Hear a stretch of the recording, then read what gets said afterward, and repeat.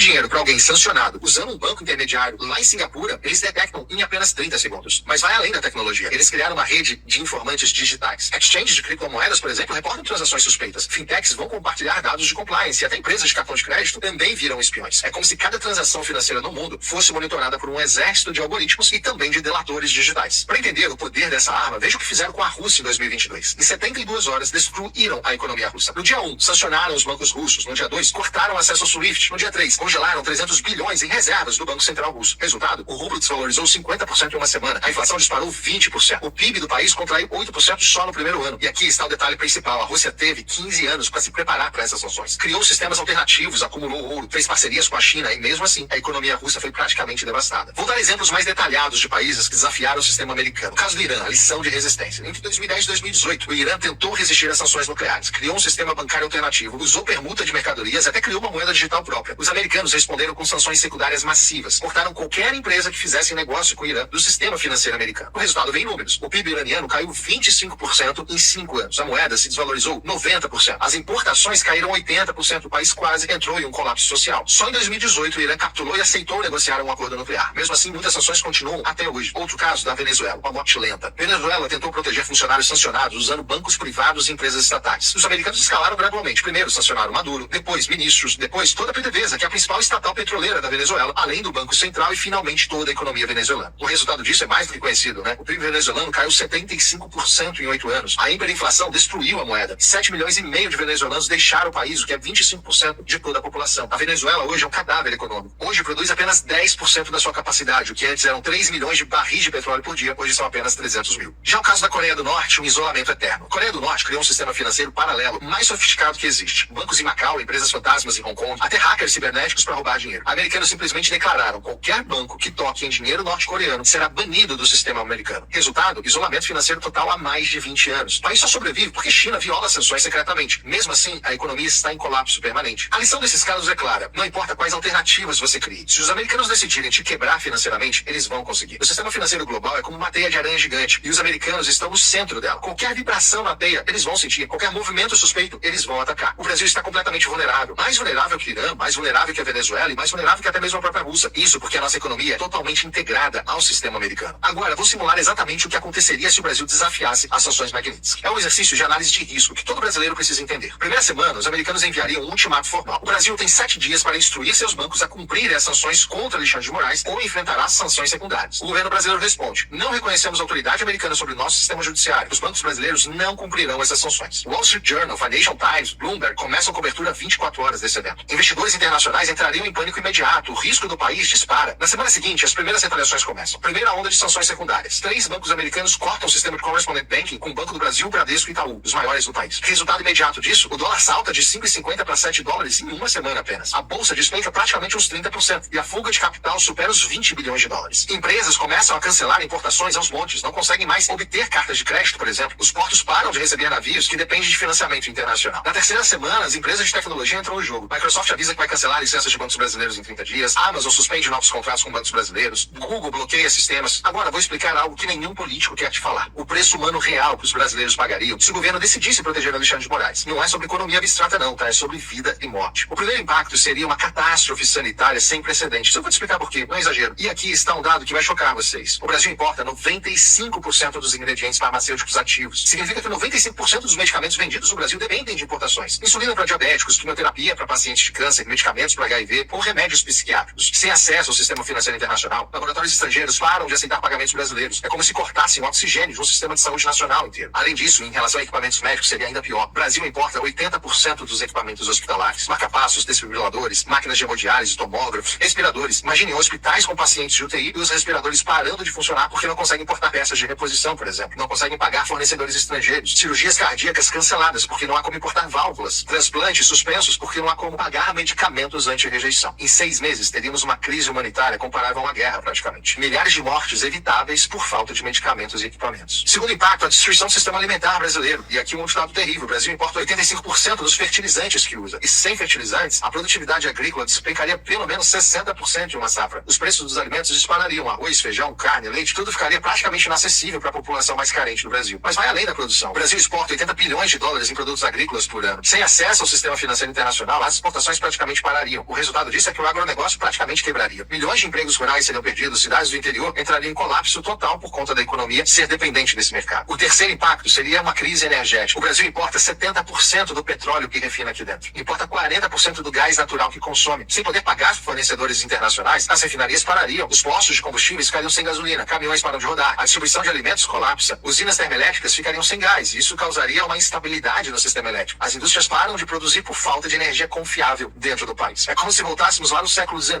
Economia baseada em carvão e lenha, desenvolvimento de décadas perdido em meses. O quarto impacto é que o Brasil vira um país isolado tecnologicamente. Sem Google, sem Microsoft, sem Amazon, sem Apple. As universidades perdem acesso a jornais científicos, os pesquisadores ficam isolados da comunidade internacional. A medicina perde acesso a bases de dados médicas globais. Empresas perdem acesso a softwares internacionais e bancos ficam sem sistema de segurança atualizados. Fintechs param de funcionar e estudantes não conseguem usar plataformas educacionais internacionais. O Brasil vira um país academicamente isolado, como a Coreia do Norte é, por exemplo. E, obviamente, um outro impacto é o êxodo massivo da classe média alta. Qualquer brasileiro que tenha condições financeiras tentará sair do país. Médicos, engenheiros, cientistas, empresários, todos tentando emigrar antes que seja tarde demais. É como se o cérebro do país fosse sugado para fora. Universidades ficam sem professores qualificados, hospitais sem médicos especialistas, empresas sem executivos competentes para liderá-las. Em 2 anos, o Brasil perderia 30% de sua população mais qualificada. É um genocídio intelectual isso. O sexto impacto seria a destruição do sistema previdenciário. Imagina fundos de pensão brasileiros que têm 50% de investimentos em títulos estrangeiros. Com essas aplicações congeladas, aposentadorias poderiam parar de ser pagas. É como se roubassem décadas de contribuições previdenciárias e idosos ficam totalmente desamparados, com famílias inteiras entrando em completo desespero. E aqui está o dilema moral que vai definir o futuro do Brasil. De um lado, proteger a independência de um ministro do STF. Do outro, proteger 220 milhões de brasileiros de uma catástrofe humanitária. De um lado, manter o orgulho nacional. E do outro, evitar que milhares morram por falta de medicamentos importados, por exemplo. De um lado, resistir ao imperialismo americano. E do outro, permitir que o Brasil continue negociando com todo o restante do mundo. A realidade é que a soberania é um luxo que países dependentes não podem pagar. E o Brasil é brutalmente dependente do sistema internacional. Não temos medicamentos próprios, não temos fertilizantes próprios, não temos tecnologia própria, não temos sistema financeiro independente. Somos um país com pretensões de potência, mas com a vulnerabilidade de um país subdesenvolvido. E essa contradição seria exposta de uma forma brutal. A realidade é brutal, mas precisa ser dita. O Brasil não tem condições de desafiar o sistema financeiro americano. A Lei Magnitsky não é apenas uma ferramenta jurídica, é uma arma geopolítica que pode destruir economias inteiras, como já fez antes. E o Brasil está totalmente vulnerável a ela. A verdadeira lição aqui não é sobre Alexandre de Moraes ou STF, é sobre poder real no mundo moderno. O poder real não está em constituições ou soberania formal, está no controle de sistema financeiro global. E esse controle está lá em Washington. O que vai acontecer nos próximos meses determinará não só o futuro de Alexandre de Moraes, mas o futuro da relação entre Brasil e Estados Unidos.